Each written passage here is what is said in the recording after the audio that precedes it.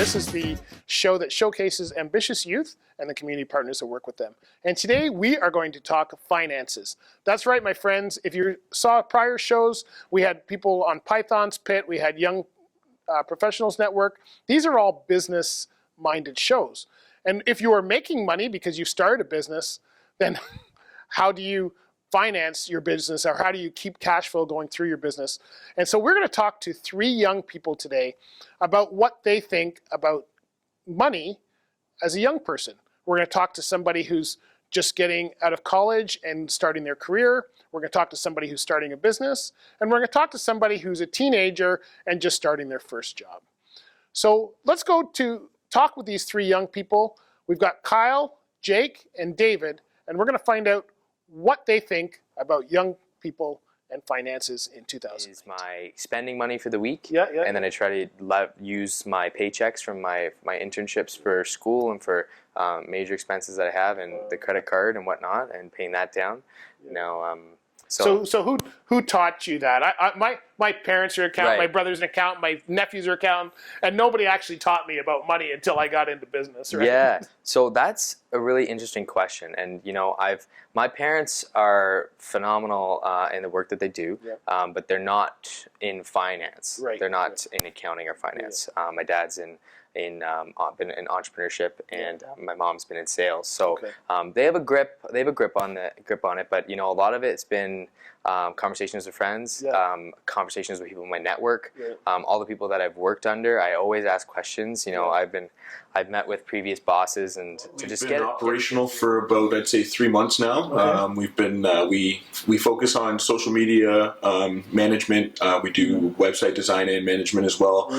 We also offer audio and video production and editing. So we're pretty much an in-house production company at this point. And you started that through your own podcast on hockey, and it's just been kind of snowballing from there, right? Yeah, I mean, basically, I started podcasting. I got into it, got pretty good following. So I decided, to make it a little more professional, you have to have, a solid production behind it. So rather than outsourcing it, I enjoy doing the work. So I took it on myself, and it's turned into a nice little business so far. So what's the big struggles that you've had since you started it? What's the biggest struggle you've had?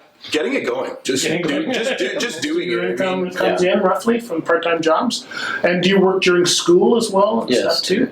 So we're just doing to find out what you guys do with your money, right? So as a teenager, do you go to rock concerts like I used to go to rock concerts? I do not go to rock concerts. You don't go to rock concerts, no? You don't like rock? What do you go out to, like places to eat or that kind of stuff, right? Yeah. Pizza every Friday night. Saturday, Sunday, and Monday. Okay. So, do you go to events like? Doesn't have to be a rock concert. But you go to I go to hockey games. I go to concerts. Okay. So your part-time job, does that cover all of that kind of stuff? It does. Yeah. All right. So then, what's some of the things you would spend your money on? Let's just say you go to a concert or go to a hockey game or whatever. What are you going to buy there? Maybe some merchandise. Yeah. Definitely some food, some popcorn. Always food, right? Yeah. Always food with teens. It's always the first thing, right? So then, so does your part-time jobs, does it cover that? Ryan Brown is a wealth management advisor with Escarment Wealth, and he has been working with young people and people for investments and cash flow through his whole career. And we talked to him about how he got started in the business and what he does for people who are looking help with their finances. They're getting into work, they're getting money that maybe they've never experienced before.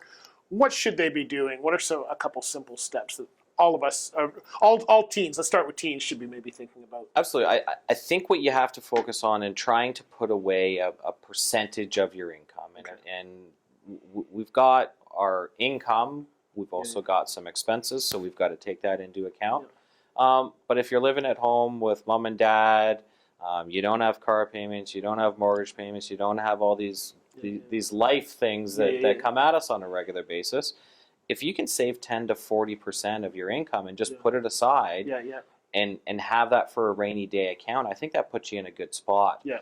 But it's not just doing 10. All right, so young people want to know how they can solve some of these problems we heard about with their finances. And so we had them come up with specific questions on business, careers, and their future, and what they want to save for, how they plan on saving, those kind of things.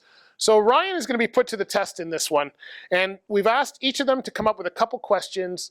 So let's. If I start saving money now, where and how does it grow? Can the small amounts that I save be turned into something So the bigger? question that I have is, how do we save for everything at once? Because we have to buy a car, we have to buy a house, we have to save for this, that, and whatever. And there's so many things to save for. How do we save for everything at once? Do we create 7 different bank accounts and put them all in different accounts? How do we do In that? terms of budgeting, what are some tips you could give a new business owner or They're entrepreneur? getting into work, they're getting money that maybe they've never experienced before.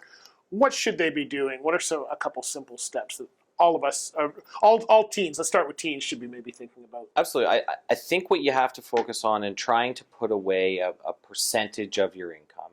And we've got our income. We've also got some expenses, so we've got to take that into account. But if you're living at home with mom and dad, you don't have car payments, you don't have mortgage payments, you don't have all these life things that come at us on a regular basis. If you can save 10 to 40% of your income and just put it aside and have that for a rainy day account, I think that puts you